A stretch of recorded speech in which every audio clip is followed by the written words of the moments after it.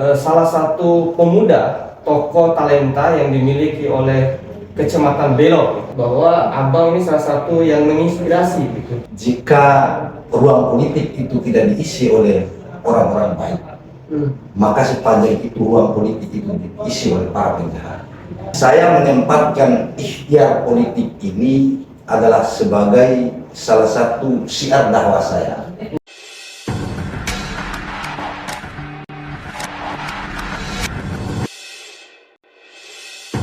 Bismillahirrahmanirrahim. Assalamualaikum warahmatullahi wabarakatuh. Teman-teman sekalian, saat ini kita akan kembali membahas tentang bagaimana kondisi dan peta perpolitikan kita yang ada di Bima, di Kota Bima maupun Kabupaten Bima. Tapi lebih khususnya pada saat ini kita akan bicara dapil yang agak seksi gitu, dapil yang agak berbeda gitu, karena dapil ini adalah dapil gemuk gitu dibandingkan dapil-dapil yang lain, yaitu dapil 6 gitu. Di sini ada beberapa kecamatan gitu. Kecamatan Wawo, Kecamatan Palibelo, Kecamatan Belo, dan Kecamatan Langgudu. Dan teman-teman sekalian, perlu saya sampaikan juga bahwa politik adalah seni mengelola kemungkinan gitu.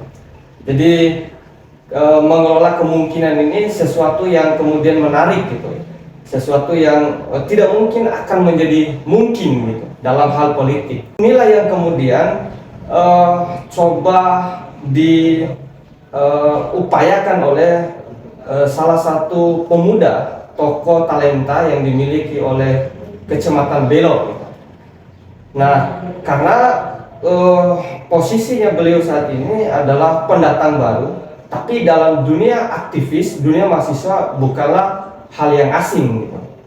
Tetapi sudah melalang buana dan banyak berkontribusi. Cuma di lensa media sosial mungkin tidak terbaca, tapi dalam akar rumput gitu tentu sudah dikenal banyak orang bagaimana perjuangan beliau.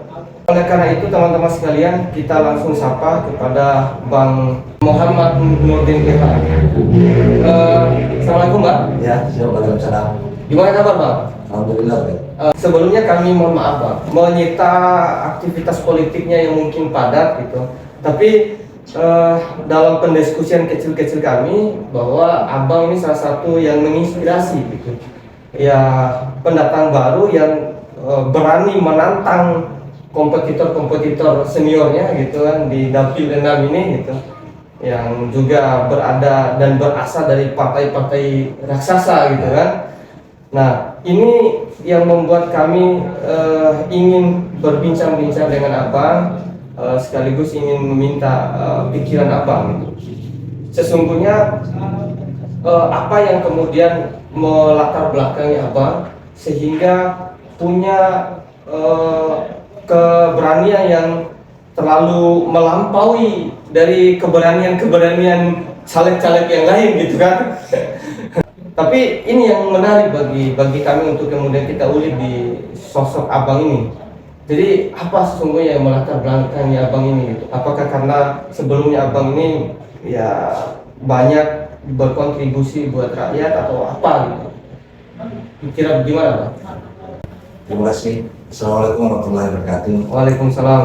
Nah, pertama, saya masuk di dunia politik ini bukan saat dibakar. Oh, ya. Tentu jauh sebelum hari ini, bahkan sudah lebih dari 10 tahun yang lalu, saya sudah memikirkan bahwa orientasi masa depan itu dalam politik. Yang menginspirasi saya itu ada 2 faktor. Iya. Pertama, saya memaknai betul seperti kata salah satu tokoh dunia, Recep Tayyip Erdogan, jika ruang politik itu tidak diisi oleh orang-orang baik, maka sepanjang itu ruang politik itu diisi oleh para penjahat. Pas. Sepakat Bang. Ya. Itu yang Menarik nih. Kemudian yang kedua, berangkat daripada hal itu, saya memaknai dan menganalisa betul, sehingga saya berpikir saya menempatkan ikhtiar politik ini adalah sebagai salah satu syiar dakwah saya. Karena dalam pemahaman saya, syiar dakwah itu bukan saja hanya naik di mimbar, tapi termasuk politik juga itu adalah dalam jalan dakwah bagi orang-orang yang memiliki ketulusan dan kesucian niat untuk menempatkan politik itu adalah bagaimana cara kita bisa mengimplementasikan kemampuan kita agar bisa bermanfaat untuk orang lain. Itu sih kira-kira. Jadi kalau memang seperti itu hal yang menjadi motivasi abang tampil ini, itu menurut kita bang adalah sesuatu yang sangat beda gitu, karena basis dasar yang lain gitu kan, bagaimana bertarung dalam dunia politik ini hampir saya tidak menemukan niatan yang seperti itu. Karena kalau kemudian diniatkan seperti itu, memang politik akan kembali kepada titahnya yang sesungguhnya, bahwa memang politik ini ladang ibadah gitu, ladang perjuangan, ladang pengabdian gitu. Dan ini cukup memberikan warna politik yang berbeda ini kayaknya menurut Adinda ini bang. Nah, abang kan ini oke lah, abang mulai dari niat yang seperti itu dan ya pantasnya perlu didukung sama-sama gitu. Karena apalagi diperhadapkan dengan situasi dan kondisi politik yang agak pragmatis gitu, perlu ada tampil sosok yang menjadi antitesis gitu, antitesis dengan kondisi yang pragmatis, lalu kemudian lahir dengan konsep ideal politik gitu. Nah, jadi abang kan tentu tahu peta politik di Dapil Enam ini, juga kompetitornya yang sangat luar biasa gitu, berpengalaman, juga punya kans politik yang kuat gitu, jejaringnya juga tidak bisa kemudian kita anggap remeh gitu. Nah, lalu abang tampil ini kan ada hitungan menang gitu. Nah, kira-kira untuk kemudian bisa meyakinkan masyarakat, lalu kemudian nanti bisa dapatkan kepercayaan masyarakat, apa strateginya atau apa modal abang gitu kan, sehingga berani tampil melawan raksasa ini bang. Ya, kira-kira seperti itu bang. Sebenarnya setiap politisi tentu harus memulai ikhtiarnya dengan rasa optimis, siapapun dia. Pas. Nah, maka hari ini saya maju menjadi caleg ini tentu saya punya hitung-hitungan, dan sebagai petarung saya meyakini dan saya optimis bahwa pertarungan ini bukanlah sebuah pertarungan yang berat bagi saya, karena pekerjaan politik itu bukan pekerjaan yang singkat. Artinya saya sudah meyakini, saya sudah bekerja bertahun-tahun. Ini kayaknya politik jangka panjang ini. Politik jangka panjang, termasuk saya selama ini saya membaca peta politik di Bima ini, khususnya dapil tempat saya untuk bertarung ini, ada beberapa yang diuntungkan. Keuntungan sebagai caleg itu, yang pertama, di 6 dapil yang ada di Kabupaten Bima, satu-satunya dapil yang mendapat jatah 10 kursi itu adalah dapil Nah. Iya, betul. Tempat dapil saya. Kemudian selain daripada itu, optimisme saya itu semakin meningkat. 10 kursi yang diperebutkan itu diperebutkan oleh 18 partai peserta pemilu secara nasional. Kemudian saya kerucut bahwa dari 18 partai peserta pemilu yang masuk di dapil 6 ini, saya yakin dan percaya 5 partai itu sudah degradasi sebelum bertarung. Karena selain tidak ada kompetitornya, juga ada kurangan kompetitornya. Itu ada 5 partai, sehingga tinggal 13 partai yang merebut 10 kursi, termasuk salah satunya Partai Gerindra dan beberapa partai-partai pendatang baru yang lain. meskipun muka lama. Iya. Ya. Nah inilah dasar saya sehingga saya kenapa optimis untuk menang. Iya. Selain daripada itu, rasa optimisme saya itu semakin tertanam.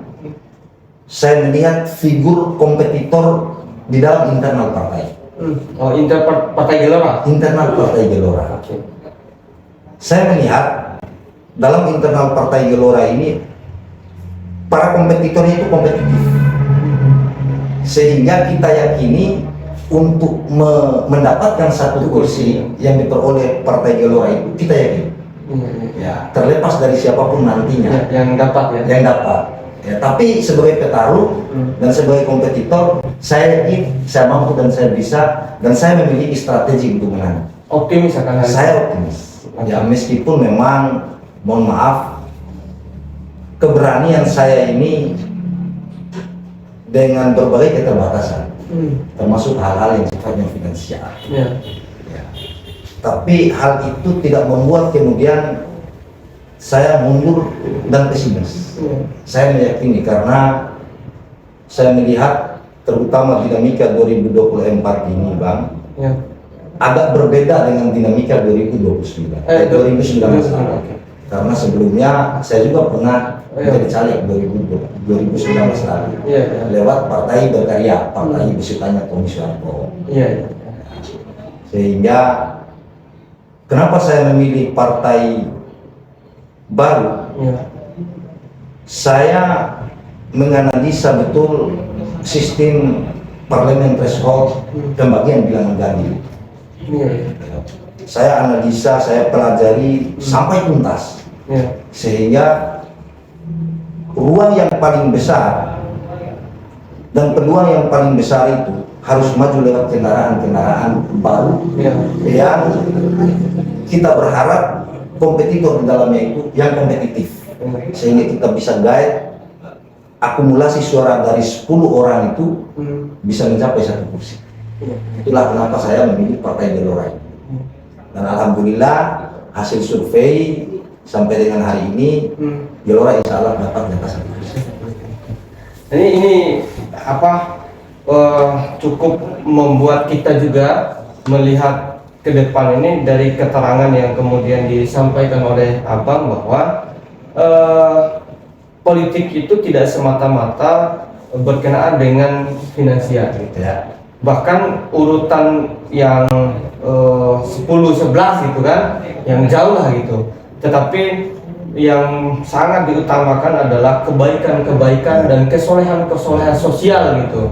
Dan Abang sampaikan bahwa apa yang dilakukan itu, jadi modal dan investasi itu tidak kemudian dilakukan pada momentum ini, tetapi jauh sebelum ini Abang sudah berbuat untuk rakyat, entahkah pada kebutuhan-kebutuhan yang mendasar untuk rakyat gitu dan lain-lain gitu. Nah ini yang juga menjadi pembelajaran sesungguhnya bagi kita dan bahkan untuk kompetitor gitu, bahwa ketika kemudian masuk dalam ranah politik kita harus bisa memberikan edukasi politik gitu, bahwa ya kita betul-betul mau melawan politik uang, money politik dan lain-lain gitu, bahwa kita hadir dengan gagasan, kita hadir dengan kerja nyata gitu. Dan ini yang kemudian saya petik dari Abang gitu, lewat apa yang disampaikan oleh Abang. Nah nanti kan ada hitung-hitungan menang ini ya Pak, dan kalau memang diridhoi oleh masyarakat dan juga Allah gitu, Tuhan kita itu, Abang dapatkan misalnya 1 kursi gitu di Dapil 6 ini, apa yang mesti nanti Abang perjuangkan di parlemen itu nanti? Apakah seperti yang kemudian dilakukan Abang selama ini, berjuang hidup suka duka dengan petani, atau memang ada hal yang lain yang nanti juga diperjuangkan oleh Abang? Karena ya tentu aspirasi dan harapan besar masyarakat di Dapil 6 itu tentunya akan ke Abang bersama dengan 9 orang temannya nanti gitu kan. Nah ini perlu kemudian kita tahu gitu, karena ini juga menyangkut masa depan Dapil 6 ini ya. Jangan sampai hanya bermodalkan kemauan, hanya bermodalkan finansial gitu, tapi tidak punya pikiran. Nah, ini juga bermasalah gitu. Nah, gimana pikir abang? Apa yang mesti harus diperjuangkan? Ya. Sebenarnya begini, Bung Prian. Iya.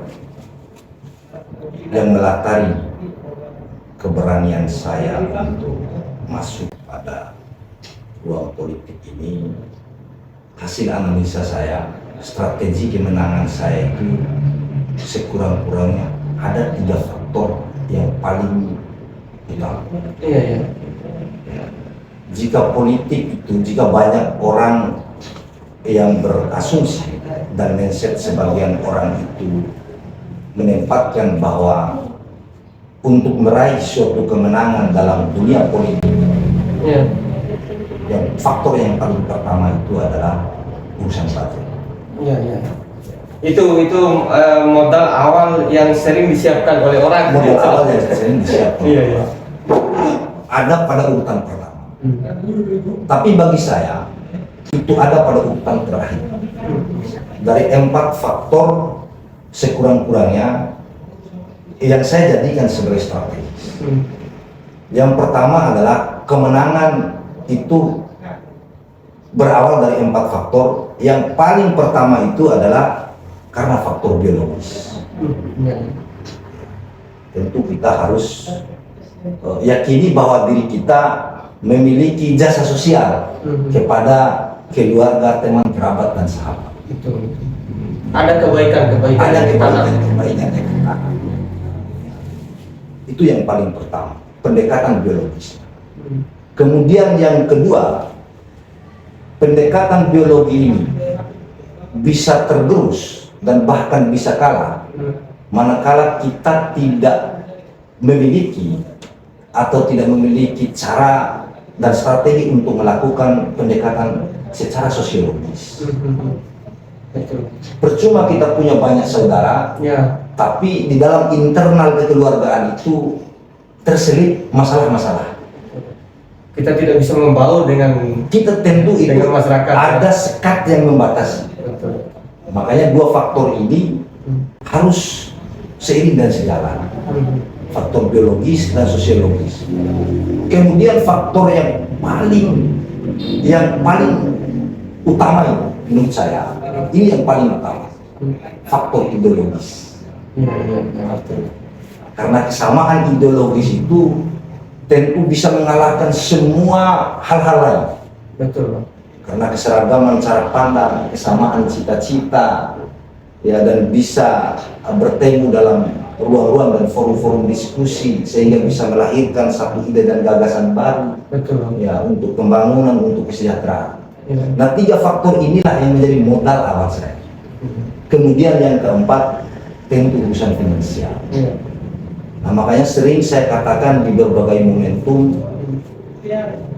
bagi seorang caleg atau petarung yang menempatkan dirinya sebagai petarung yang fighter, tidak mungkin tidak memiliki kesiapan budget. Betul. Mungkin hanya persoalan banyak dan sedikitnya saja. Dan itu tidak diprioritaskan. Dan itu tidak diprioritaskan. Karena banyak fakta yang bisa kita hadirkan. Banyak para caleg Ya. yang menghabiskan banyak uang, bahkan bermiliaran, tapi tidak mendapatkan kursi itu. Dan sebaliknya, tidak sedikit para caleg yang sedikit uang, Ya. tapi terijabah ikhtiarnya. Lewat 3 tadi. Ya, karena faktornya sekurang-kurangnya karena ada 3 tadi, pendekatan biologis, sosiologis, dan ideologis ini. Dan ini yang terus saya masifkan.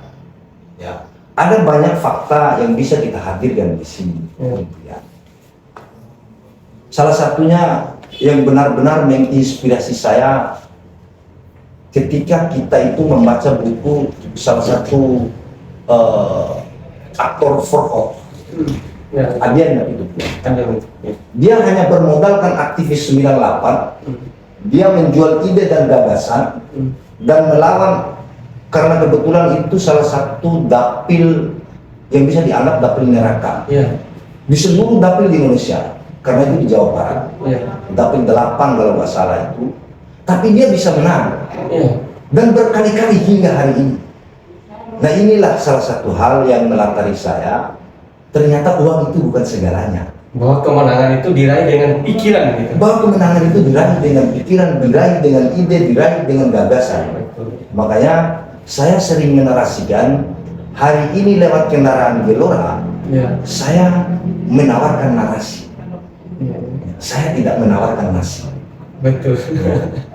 Ya, artinya Ya. dua hal ini saya coba tawarkan terutama kepada teman-teman kelompok intelektual muda. Ternyata sebagian besar teman-teman yang memiliki pikiran yang progresif, yang sebagiannya itu tuntas dalam proses berorganisasi, Ya. mereka lebih tertarik dengan tawaran narasi daripada tawaran-tawaran kenikmatan seperti nasi dan seterusnya. Betul. Nah inilah. Apalagi abang kan di Cera kan? Ya. Abang kan di Cera di Bihala gitu kan, itu satu rumpun Ya, satu rumpun. Dan saya Ya, Sang Soki ya. Dan saya ingat dan saya tahu saya bahwa masyarakat di sana itu kental sekali dengan karakter sosialnya, karakter kebersamaan, kekeluargaannya, persahabatannya, kekerabatannya, dan ini yang sangat menjadi pembeda gitu, agak menarik gitu Bang. Nah, itu mungkin yang modal gitu, Ya. modal besar juga kan tidak banyak masyarakat atau desa yang seperti itu Pak, yang memang menjunjung tinggi nilai keluarga, kerabatan, persahabatan, jadi suasana sosial yang dibikin bagus gitu. Jadi ini menarik Bang. Nah termasuk hal itu mungkin. Ya. Selain daripada kita ingin mempertahankan warisan-warisan leluhur seperti sifat gotong royong dan kebiasaan kebersamaan dan lain sebagainya itu, Ya. lewat momentum politik ini saya dan beberapa tim dan hampir semua tim Ya. harus bisa memberikan politik yang edukasi. Jangan sampai warisan leluhur seperti nilai kegotong royongan dan lain sebagainya itu tergerus karena persoalan perbedaan pilihan politik. Betul. Nah ini mesti kita pertahankan. Sehingga selain daripada hal itu, mohon maaf Bung Brian, Ya. karena kebetulan pada saat ini adalah momen yang paling tepat untuk saya sampaikan di publik, Ya. bahwa politik hari ini memang tidak bisa kita nafikan potensi-potensi atau pemicu-pemicu terjadinya konflik horizontal itu sangat berpotensi. Nah ini yang terus saya coba minimalisir. Termasuk saya, mungkin sebagian oknum, saya tidak pernah menempatkan bahwa orang-orang kompetitor lain itu saya tidak pernah berbahasa bahwa mereka adalah lawan politik saya. Saya selalu menarasikan bahwa mereka adalah mitra politik saya. Tujuan daripada kita menarasikan hal-hal yang kelihatannya santun, sehingga para konstituen itu bisa melihat dan memaknai bahwa sebenarnya politik itu bukanlah sebuah permusuhan karena perbedaan. Betul. Tapi politik itu sesungguhnya adalah sebagai sarana untuk melakukan penyatuan Pas. antara satu sama lain. Iya. Sehingga hari ini saya melihat pada momentum 2024 ini Bung Prian, apalagi politik ini khususnya di Dapil 6 Kabupaten Bima, bahkan di hampir semua dapil itu diwarnai oleh politisi-politisi muda yang umurnya 50 tahun ke bawah. Iya. Ya rata-rata sebagian besar seperti itu ya Bang. Nah ini artinya ada satu kemajuan baru yang harus kita follow up dengan hati yang tulus. Ya, bahwa politik di Bima ini semakin kelihatan dewasa. Ya, karena kehadiran para pemuda-pemuda yang umurnya rata-rata di umur 50 tahun ke bawah. Dan mungkin ini saatnya, kesempatan dan momen bagi anak muda menunjukkan taringnya, pikirannya gitu kan. Ya betul. Nah ini makanya saya sering katakan, dengan keterbatasan, berbagai keterbatasan yang saya miliki hari ini, termasuk mungkin keterbatasan umur, karena saya umur sampai saat ini sudah memasuki usia 41 tahun dan masih dianggap sebagai politisi pemuda. Meskipun memang sebelumnya saya pernah juga maju dan tidak memang meraih suara yang signifikan. Saya 2019 hanya mampu meraih suara 258 suara. Sedap saya. Tapi berangkat dari hal itulah yang menjadi modal dasar saya, sehingga 2024 ini saya sudah paham bagaimana strategis untuk menggapai kemenangan itu. Setidaknya abang menang dalam pengalaman gitu. Iya, setidaknya saya menang dalam pengalaman, karena pengalaman-pengalaman itulah yang menjadi salah satu pemacu semangat saya. Dan itu sangat yang mahal gitu, dan tidak Itu sangat mahal. Anggaplah ya, kemarin 2019 itu adalah kekalahan yang tertunda dan akan dimenangkan di 2020. Insya Allah. Kira-kira seperti itu. Tapi saya secara pribadi yakin juga kalau mendengar dari paparan abang dari tadi gitu, karena apa yang disampaikan itu pure gitu, mulai dari hati abang, ya pikiran abang, ucapan abang, tindakan abang yang tidak hanya pada momentum politik tapi juga itu sudah menjadi aktivitas keseharian abang dari jauh sebelum ini gitu.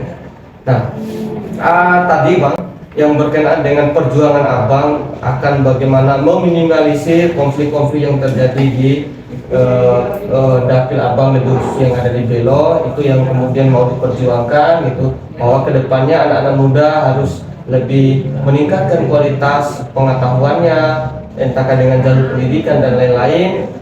Dan juga abang juga akan memberikan perhatian yang lebih terhadap masyarakat di sana yang notabene-nya mayoritas petani gitu. Nah, kira-kira ada lagi yang lain yang nanti yang menjadi fokus perhatian abang yang nanti bisa diperjuangkan di parlemen nanti.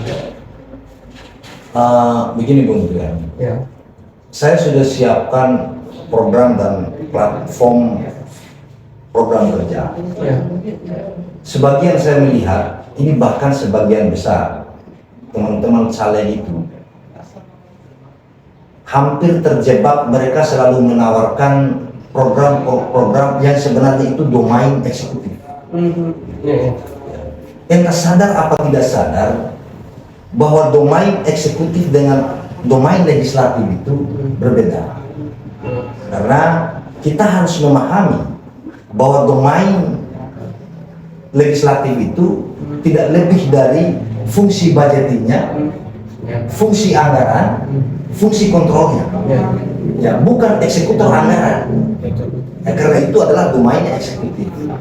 Nah, sebagian saya melihat narasi-narasi teman-teman para caleg yang lain selalu menarasikan dan menawarkan yang ke saya itu adalah domainnya para legislatif. Dan ini menurut saya merupakan bagian daripada cara, mohon maaf, saya harus menempatkan narasi yang sedikit kasar. Ini adalah upaya pembodohan massal, pembodohan berjamaah. Betul. Kita harus bisa melakukan membedakan apa domain legislatif dan apa domain legislatif eksekutif. Ya, sehingga kita harus mesti terus menarasikan dan menawarkan gagasan-gagasan yang hanya pada skup domainnya legislatif. Ya, seperti saya salah satunya memang lebih cenderung dan terfokus pada sisi pertanian. Karena selain sebagai saya ini adalah, mohon maaf, salah satu aktivis sosial di bidang pertanian, juga saya ini adalah pelaku petani. Artinya tahu betul apa yang dirasakan. Saya tahu betul dari A sampai Z apa yang dirasakan oleh para petani. Di satu sisi petani ini adalah kita tempatkan sebagai pahlawan pangan, tapi di sisi lain lewat mekanisme itu ada hambatan-hambatan, ya, seperti kesulitan mendapatkan pupuk bersubsidi dengan melonjaknya harga pestisida dan pestisida, tidak adanya pengawalan daripada pemilik kebijakan-kebijakan, dan ini sangat masalah. Sama tidak tentunya harga Dan tidak tentunya harga standar baik di tingkat petani, tingkat konsumsi dan lain sebagainya. Ini juga hal yang perlu kita persiapkan untuk kita perjuangkan di ruang parlemen itu, sehingga nanti setidak-tidaknya hal itu menjadi prioritas khusus oleh pemerintah daerah, dalam hal ini eksekutif bekerja sama dengan legislatif. Nah, ini yang terus saya himpun sejak lebih dari 10 tahun yang lalu. Dan pikiran ini kira-kira nanti Abang kan butuh pasukan untuk kemudian eksekusi ke bawah nanti, dan dalam konteks pelaksanaan dan realisasinya.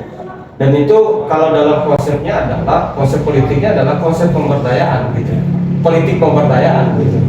Nah, nanti kira-kira Abang mau nggak melibatkan pemuda, melibatkan anak-anak generasi masa depan kita gitu kan, untuk kemudian ikut terlibat dalam merealisasikan gagasan-gagasan itu, biar nanti memang terwujud konsep politik pemberdayaan itu. Jangan sampai politik yang tidak memperdayakan gitu kan.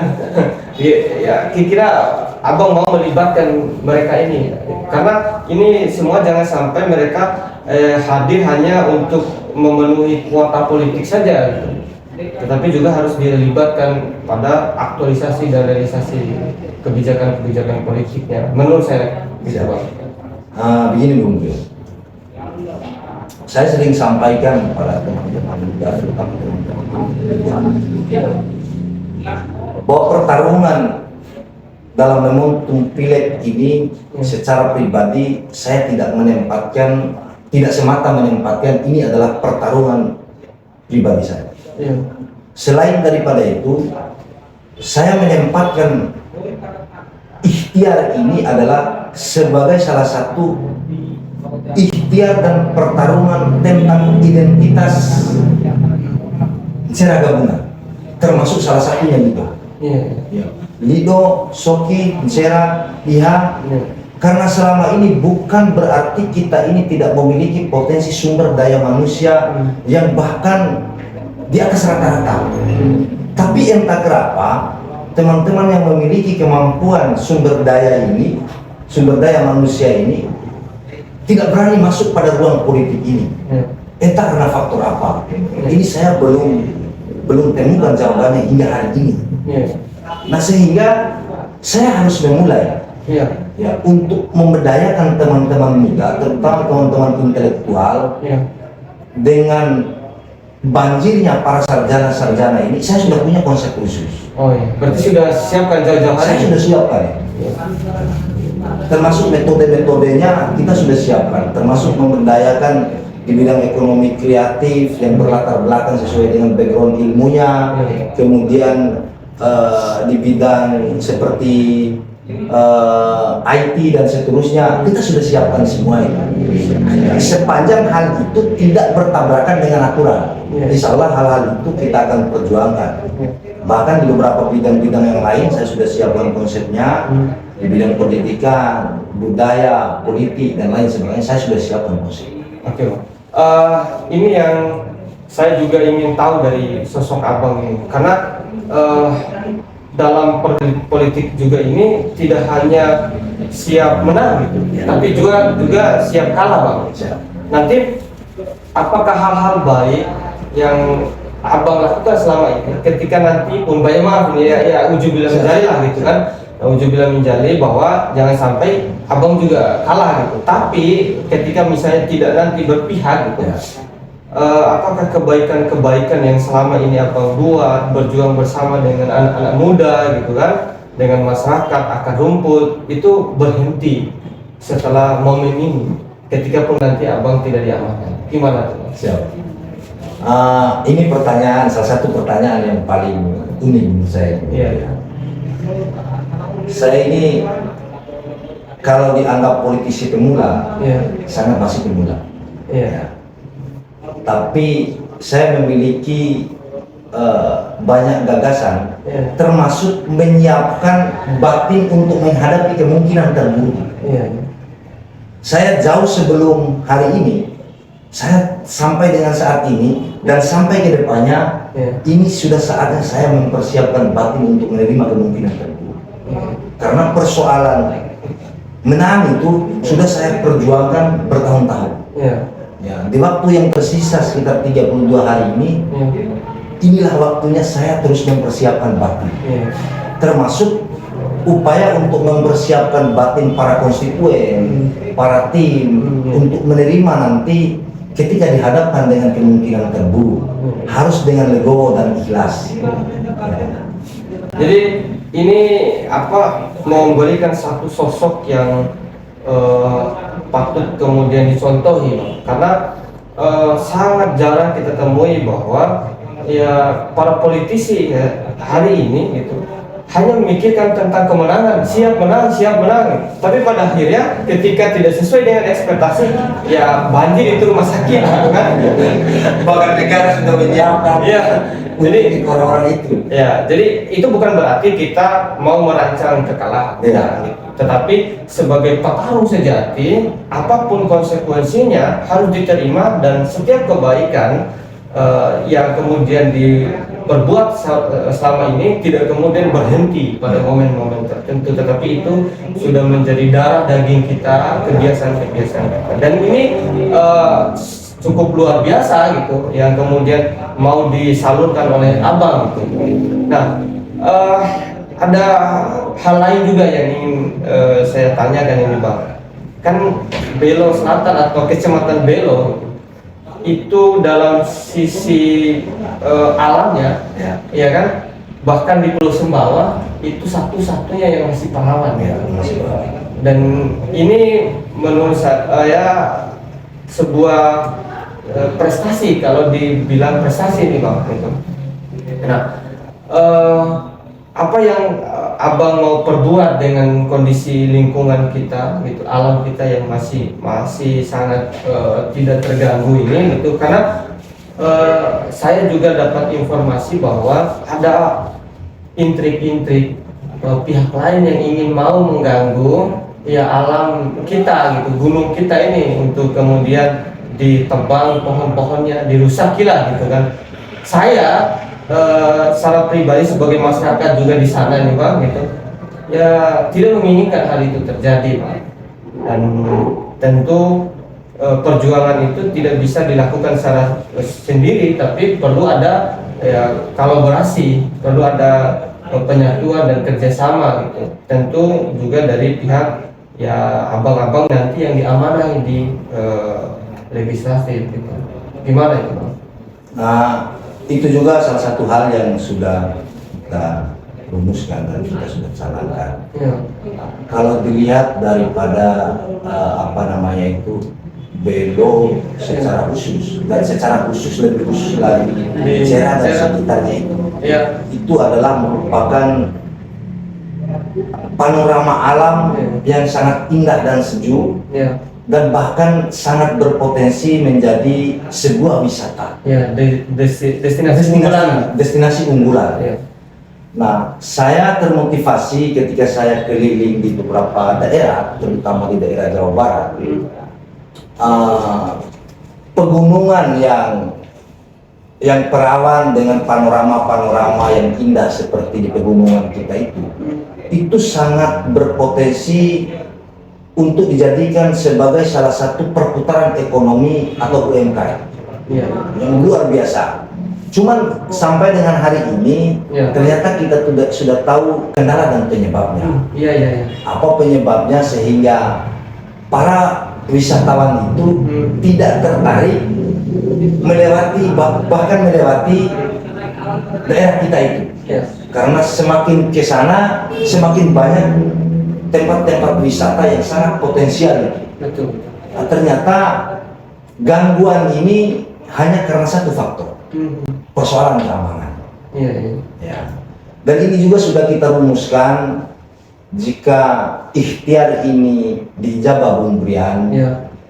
nanti kita akan bicarakan dengan teman-teman yang memiliki darwisnya untuk merancang secara khusus dan mendesain secara khusus bagaimana untuk memanfaatkan potensi alam yang sungguh luar biasa dengan panorama yang indah ini. Betul. Ya, kalau karena persoalan kekhawatiran dan ketakutan para wisatawan itu, Ya. karena persoalan keamanan, kita sudah siapkan langkah-langkah antisipasi.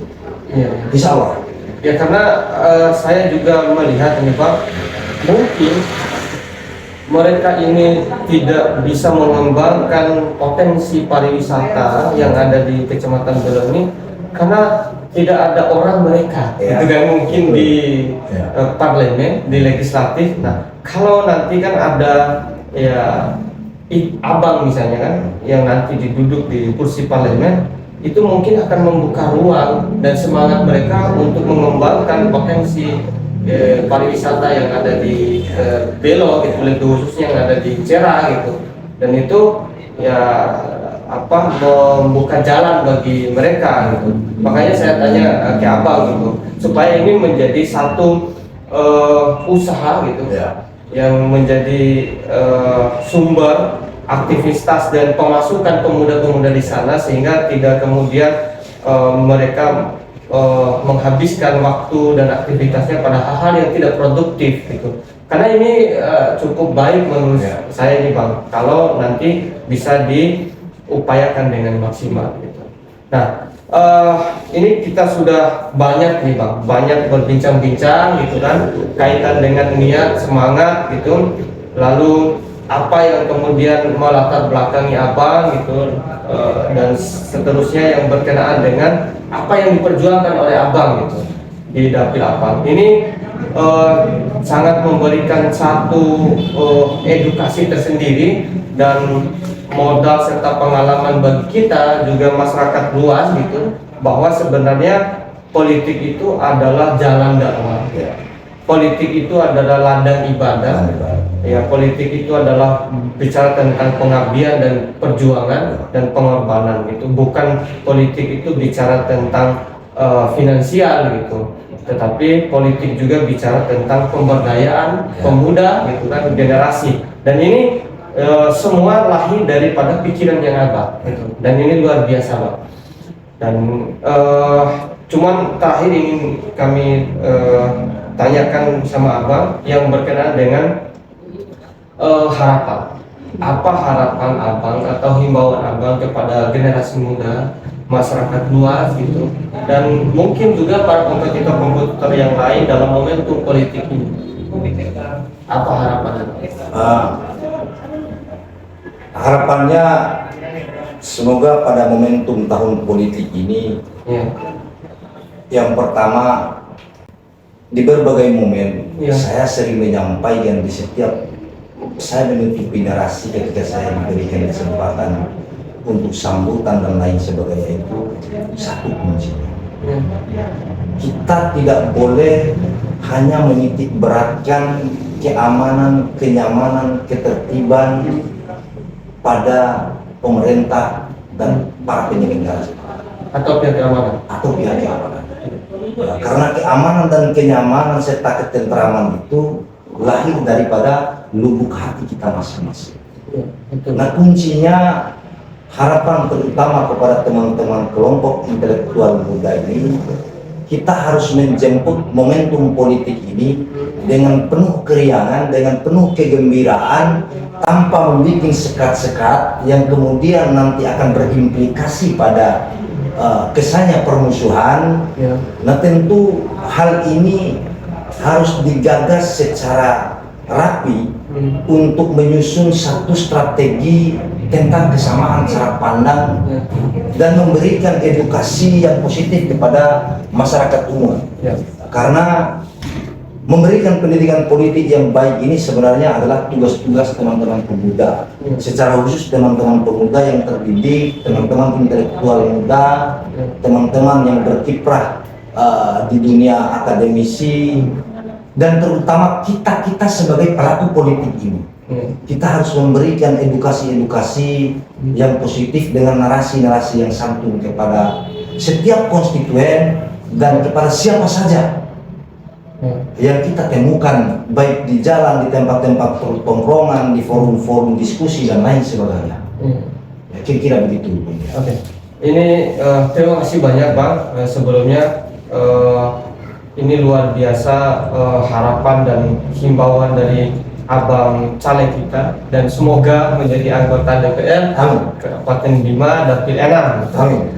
Dan karena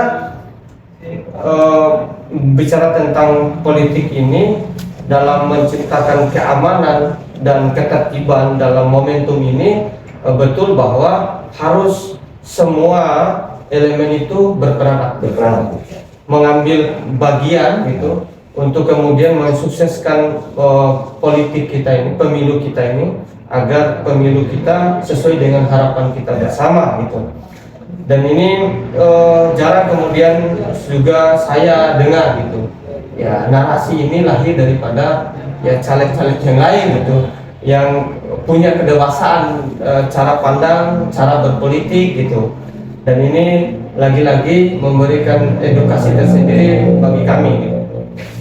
Bahwa teman-teman sekalian, kesempatan ini adalah kesempatan yang berharga, kesempatan yang langka bagi kami, karena kesempatan ini kita bisa dapatkan secara langsung gitu. Apalagi kesempatan ini lahir pikiran-pikiran yang sangat brilian gitu. Nah, oleh karena itu teman-teman sekalian, dalam momen politik ini kita tidak boleh anti, apalagi pemuda gitu yang menjadi harapan bangsa, harapan negara, harapan masyarakat secara umum, bahwa pemuda hari inilah yang mengisi ruang-ruang politik ke depan gitu. Bahwa kalau hari ini pemuda anti terhadap politik gitu, maka ya segala kebijakan dan aturan-aturan yang berpihak kepada masa depan pemuda yang lebih baik tidak akan pernah terwujud. Oleh karena itu, mari kita sama-sama kaum muda untuk mengambil peran dan bagian untuk mensukseskan pemilu yang lebih baik dan berkualitas gitu. Sekali lagi kami terima kasih banyak Abang atas kesempatannya. Siap. Dan juga lebih-lebih pikiran dan gagasan serta konsepnya. Siap. Nah, semoga niatan, perjuangan dan pengorbanan Abang diridhoi oleh Allah Subhanahu wa taala dengan Abang diberi satu kursi dan tidak pernah. Amin. Ya. Terima kasih, Pak. Siap. Ya. Sama-sama. Kami akhiri billahi taufiq wal hidayah. Wassalamualaikum warahmatullahi wabarakatuh.